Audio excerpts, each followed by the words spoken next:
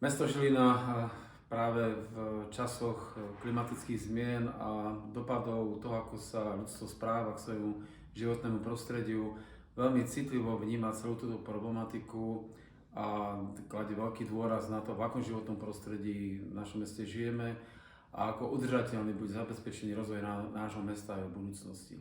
Preto aj veľmi vítam to, že znova po roku prichádza do nášho mesta medzinárodný festival dokumentárnych filmov o udržateľnom rozvoji pod názvom Ecotop Film 2023. Je to festival, ktorý vychováva, vzdeláva aj mladšie, aj staršie generácie k tomu, ako sa k životnému prostrediu by sme sa mali správať.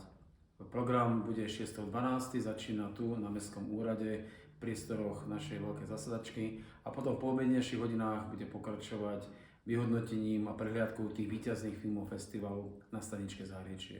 Príďte sa pozrieť, všetci tí, ktorí máte vzťah k životnému prostrediu a záleží vám na budúcnosti nášho mesta, našej planéty, je to určite skvelý zážitok.